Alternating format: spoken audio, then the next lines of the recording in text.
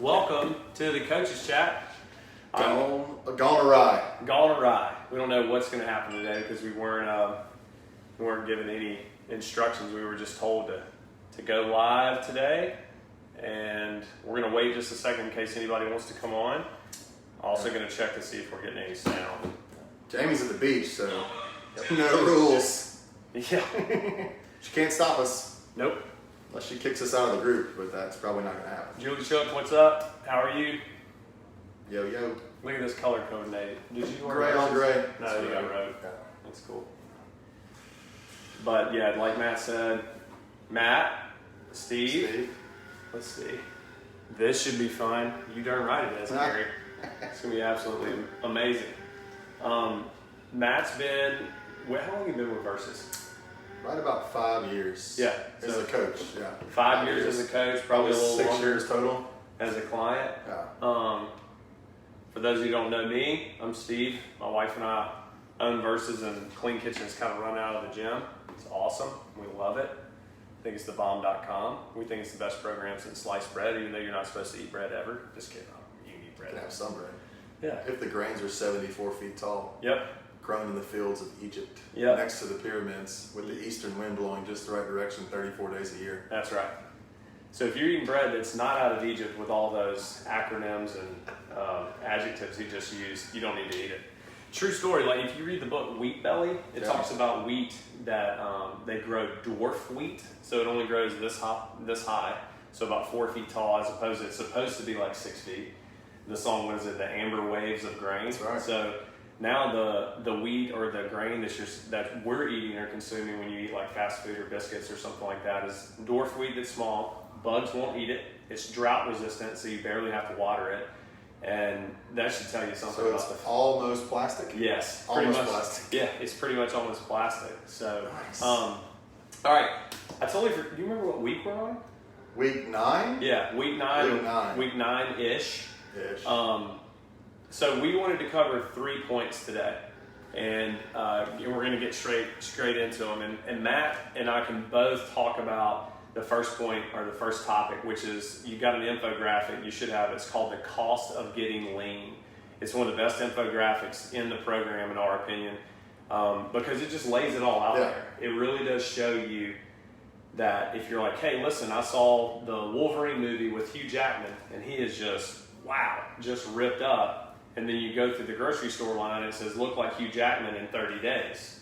Not possible. Not possible. So what I wanted to ask you was, Matt's been through the Clean Kitchen program before, and he's gotten pretty dang lean before. And so I was going to ask you, like, what was your concept of getting lean before the program? And then what was your concept of getting lean after you went through it and saw the work that you had to put in? Well, the concept of getting lean pre-program is, like you said, it's the magazine cover in the store, the 60 days to get jacked, or the get an 8-pack in 3 minutes a day. You know, it's just unbelievable stuff, and it tells your mind that it's going to be, number one, it's going to be easy. Number two, anybody can do it, and it's going to be easy. Like, it's a lie. It's a big lie. There's so many factors that involved, from like body types to how your body responds to foods to what type of exercises your body can do and all sorts of stuff. It's a little more complicated, and you see with that infograph like what it takes to like get there, what you have to maybe give up if you want.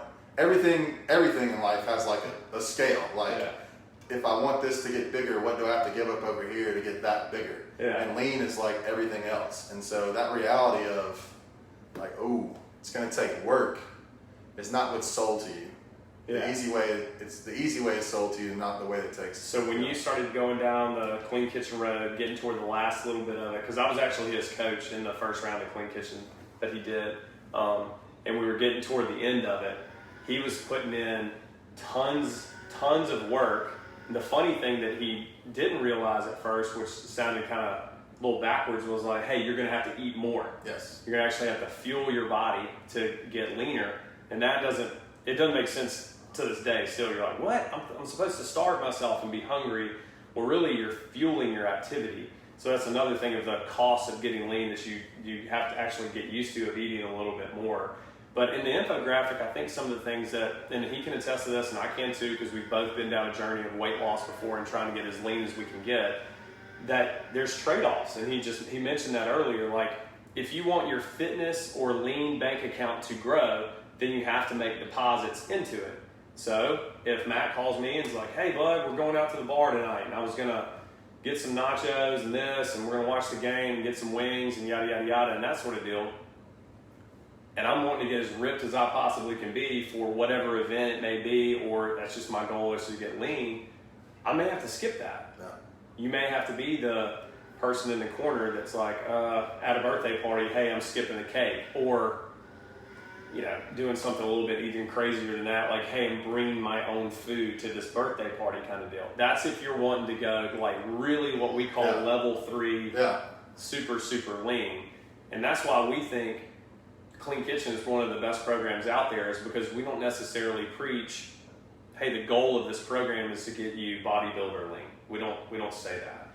We're saying we want you to be healthy. We want you to live a healthy life.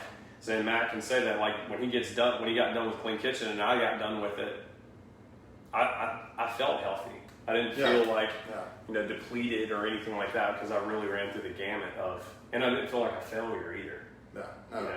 And the main reason we want y'all to be level 1s or level 2s is level 3 is hard. I did level 3 for like the last 4 or 5 weeks, and it's hard. Anna's done it before. Coach Anna's done it several times for different things. It's hard. It's hard mentally. It's hard. That infographic shows you, like when you go that crazy, like people are going to respond to you differently. Yeah. Like it's going to affect relationships. Like, and you have to weigh that cost, and you have to be in the right relationships and the right environment for it to work. And the first time I went through Clean Kitchen, it went so hard. Environment is so important, because when you come on the other side, when you go that hard, if your environment's not great, then the rebound effect is real. Like when I went through it the first time, my wife was not a client. She wasn't coming to the gym at all. She didn't eat that way. She was tiny, and she's like, I'm still gonna eat whatever I want. That's great, you do that. Now fast forward, she's a Clean Kitchen coach now, and she believes in everything.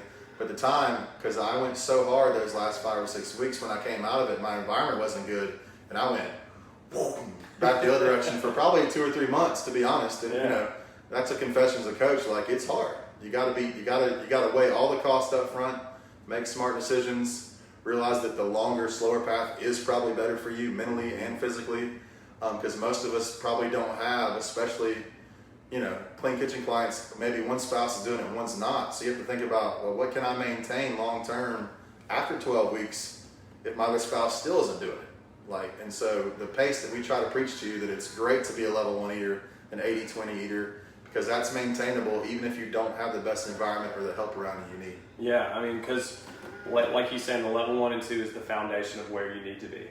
And there's nothing wrong with that. And I think those magazines and articles and internet and Instagram and yada, yada, yada glorify the level 3 a lot. So then we think we should all be level 3s. And if we're not there, we feel like a failure. And that's kind of our next point of, well, when you do fail, because you're going to, like what you said, like, hey, I got as lean as I've ever been in my entire life. I'm ripped up, jacked, and tan-ish. And then, bam, I go back the other way. Oh, I'm this massive failure and blah, blah, blah. And it starts the spiral. And you go down, and you hit the bottom. And then it starts this nasty little process all over again. Yep. And in the program, we teach a lot over and over. And in the gym, we teach the same thing. Like, everything that you do, whether you succeed or fail, your successes need to be a lesson, and your failures need to be a lesson. And people that are around you that are doing well, you can look at them, because success leaves clues, and that helps you along your way. So you don't ever look at what you do as a failure, like a complete failure. You need to use that as momentum to turn it into a learning lesson. And I think I can't remember who the story was about. It was like Benjamin Franklin. He was trying to make the light bulb or whatever, and he tried 1,000 times, and somebody said, what was it like to fail 1,000 times? And he said, no. He said, I learned 1,000 ways to not make a light bulb. Yeah. And that's how you need to view your failures. Like, it's not bad. You just learned a way not to do it, or you learned a way that wasn't going to work, and you just readjust and go for it again. Yeah, and you never make that same mistake ever again, because like you just said, you learned from it. So as opposed to, I think we sometimes sensationalize failures like that because they're just yours. Yep. We're worried about what other people are going to think. Oh, Matt signed up for Clean Kitchen. Hey, have you seen Matt? He put on 50 pounds and he's supposed to be doing the Clean Kitchen program. Okay, well, that's yours. That's like, don't worry about them. Don't let the insecurity come out and let them own you, because to be honest, like, who cares what they think? Yep. Yeah, we could have a 30-minute side conversation about shame. Yeah. And who needs to own it and stuff like that. We're not going to go today. But know that they're nobody else's. They're your things to learn from. And don't let anybody have power over your mistakes, because they're your stepping stones to get to where you want to get to. Yeah, we always talk about, we played sports, like played basketball growing up a little bit, and it's always the next play. Like if he makes a turnover or misses a shot, you don't get bent out of shape about it. It's just a miss. Ah, dang it. Yeah. And you're thinking about the next one. So it's the same thing here. It's like if you make a mistake, it's not a failure. You're thinking about the next one. You're saying, hey, next meal, next thing, next assignment, next whatever, next workout, next conversation, whatever it is, I need to be thinking about the next one. Yeah. And laying that failure into a lesson. Tiger Woods gave himself 10 seconds after a bad shot. He's like, I hit a bad shot, 10 seconds. I can whine, get angry, move on. And in 10 seconds, it's over. And what did I do wrong to make the next shot better? So you're going to mess up. Have your little tiny pity party and move on. Seriously. Don't get stuck in those. Yeah. And then the last thing. Oh, man. Yeah, I don't even want to talk about it. So Jamie lit a fire yesterday. Yeah, just and then went out of town. Yeah, and then went out of town. I'm on a jet plane. See you later. So she posted the infographic about the alcohol. And we're back. Sorry. And we're back. Every time she has another one, another infographic that's very similar. But it's like I have to tell myself this again. It's like, no, alcohol is free calories. That's right. They don't count. They don't count. Vodka looks like water. It's the same. And bourbon looks like apple juice. It does. They're good for you. Of course. And it's like those calories don't count, and it's the end of the day, and we're, sipping and all that kind of jazz, and I'm winding down. It's good for me. This is my Prozac. If I don't drink this, I'm going to kill my kids. And it's like what we said at the cost of getting lean level 3 with the alcohol effect. It's just hard. Yeah. It's just hard to give that stuff up. But here's a little bit of science behind it. Alcohol is literally a poison. When you drink copious amounts of it, when you go work out or exercise or something like that, you're like, oh, it smells like tequila in here. Somebody went out last night. Well, your body's got to get rid of that. It has to burn off of that. It's an acetate is what it has to burn off. And so for you to be able to burn calories and fat of the meals and stuff that you're eating, you've got to get rid of the alcohol first. So it's like burning through this stuff that's not supposed to be in my system, and then finally it gets to the fat, carbohydrates, and yada, yada, yada that it needs to burn off to burn fat, to get lean, to lose weight.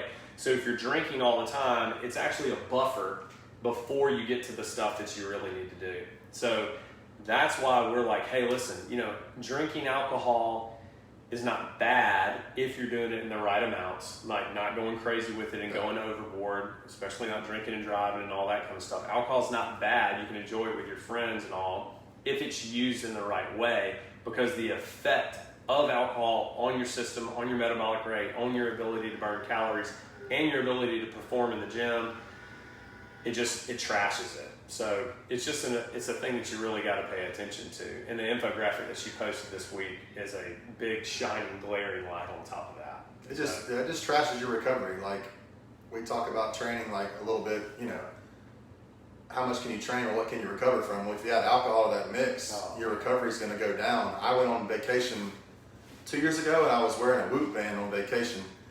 And 3 days in a row, I got the exact same amount of sleep, went to bed at the exact same time. And my recovery score on the first day was 96%. Second day was 46%. The third day was 96%. Can you guess what I did on the middle day? I drank. And not like insane amounts. I had 5 or 6 drinks. Like, I'm a big dude. It's not a lot if you're a big dude. 5 or 6 drinks, and my recovery score from the same amount of sleep and all the other factors were the same was half. Yeah. So if you're trying to perform, if you're trying to work out and perform in the gym or play in a sport, a lot of our members like to play tennis, things like that. It just has an effect on your ability to recover. Yeah, man. I mean, I think when you just hit the nail on the head when you said it messes with your sleep. It does. Now, it may make you go to sleep, but you don't sleep well. when you're in that type of sleep. So you're missing those stages of sleep that you really need. But it's this vicious cycle that you get in where it's like, I've had a stressful day. What do I need to do to wind down? I need to drink this and it's going to make me tired and go to sleep. Sleep. Wake up in the morning. You feel tired. What do you need to do? I need to drink 3 or 4 bangs or drink 2 cups of coffee or whatever to get back up again. Oh, it's 2 o'clock. Drink another. Oh, my day's stressful. What do I need to do? Drink another thing of wine or alcohol. Well, one's not doing it. How many do I need? 2. And then you can see how that starts to go, oh my God, it's what we call a positive feedback loop, where you're getting pleasure, something positive, sleep out of alcohol, but really it's wrecking you and making you feel worse. So you need more of it to continue this loop that we're going on. So that's why the alcohol effect is just, we get it, it's tough. Like at the end of the day, it's, like we're grown-ups. Like we want to chill out and have I'm a social drinker. Like I'll hang out with Matt or other friends of mine will see. So what I'm getting out of this is that eating my bowl of Captain Crunch is better than wine. Carla, Captain Crunch. No, we're not going to go there. But getting in that nasty cycle, and we're adults, we want to hang out and drink occasionally, but that's what we would say. If you're wanting to get lean, then alcohol is going to have to be in the back seat. It can't be an everyday type thing. It just can't. There's just no way. There's no way. And look, and this is again a blame it on the Instagram and magazine culture, is that you see these ripped up dudes and chicks, and they're in some ski boat on Lake Powell in Utah, and they're pounding beers in the back of the boat, and they're all jacked. So what does your brain say? Oh, well, Matt Lee, the jacked up Instagram model, is drinking Michelob Ultra. I should be able to drink Michelob Ultra. I'm like, look, Matt has been starving himself and doing level 3 stuff for 6 weeks for this photo shoot at Lake Powell with his buddies. No, yes, like 100%. That's what's happening. If you think that's a lie, then dig a little bit and you'll see it. So I think that's all we have for today. The cost of getting lean, turning failures into lessons, the alcohol effect. Those are some of the things that you got covered. We can talk about the Captain Crunch effect another time. Yeah. So. Mm-hmm. Why are you going to pour milk on top of some grain that we just talked about that was bad for you because it's dwarf stuff and it's not big stuff? It's processed and has everything stripped out of it, and then put it in a bowl and eat it on a metal spoon. Filled with some sugar to taste good. Hello? Anyways, thank you so much for your time. We will behave. Yes. You guys have an awesome Wednesday? Yes. Wednesday. Jamie, we hope we make you proud. Yep. Or at least not completely disappointed. Have a fun time wherever you're at. Yep. You guys have a great day. We'll see you. Bye, guys. Bye-bye. Out music. Dum-ba-da-dee-da.